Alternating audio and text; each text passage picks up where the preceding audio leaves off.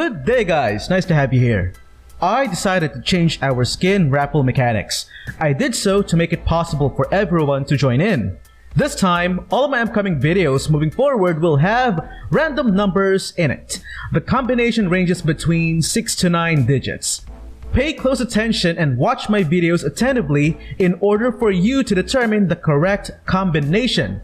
Once you have the combination, send a direct message to our official Facebook page, which can be found on the About section of my channel and below in the description as well. Make sure to include the video title, the corresponding numerical combination of said video, and of course your in-game name and Mobile Legends ID as well. The more videos you watch, the more chances of winning.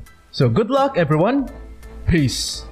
I appreciate you all for standing by. This week has been very tough.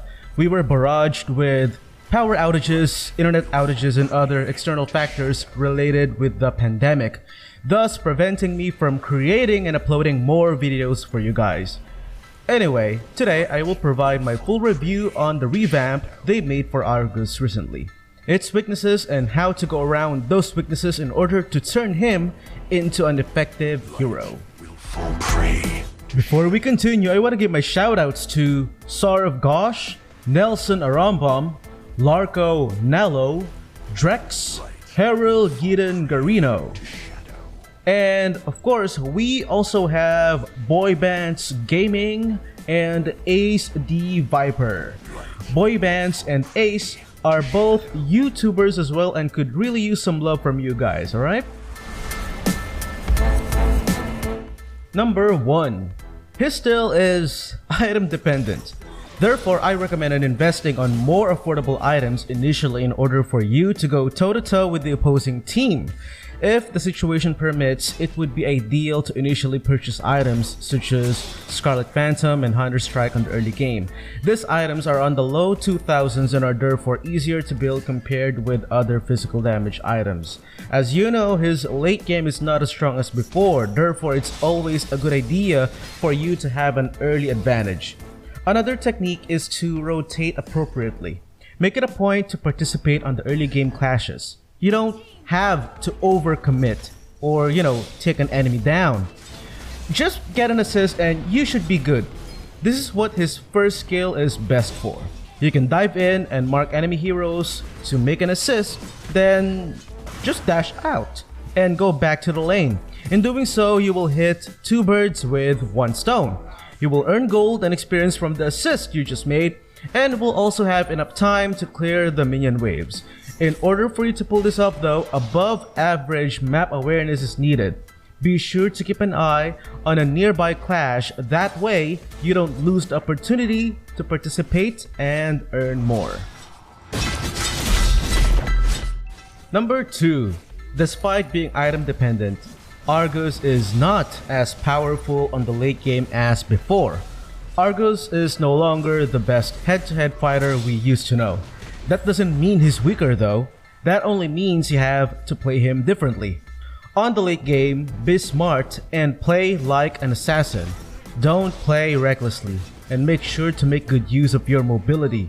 Use your first skill to switch lanes and clear waves fast.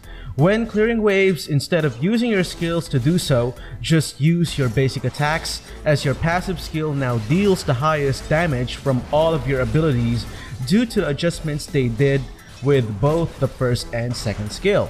As long as you follow the right balance of burst, critical, and attack speed, you'll be able to clear waves fast. Number 3. Argus is obviously slower now.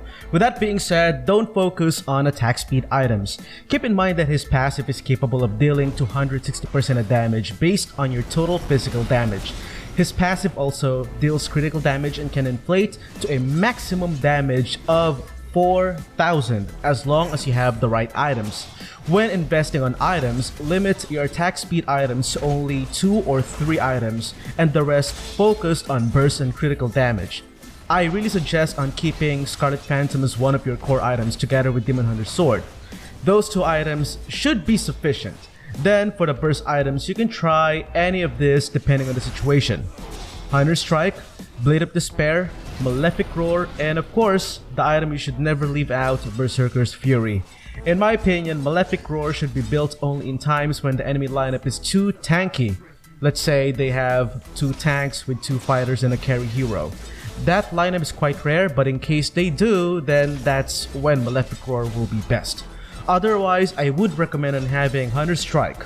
Also, one of the reasons why Hunter Strike is an excellent item on Argus now is because it's easy to max out Hunter Strike stacks with your second skill.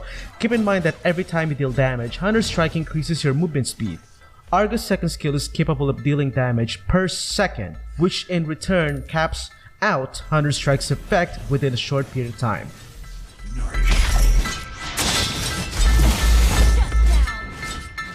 Argus is no longer a high-cost, high-reward hero, which means you can't simply focus on being an AD fighter and expect to win.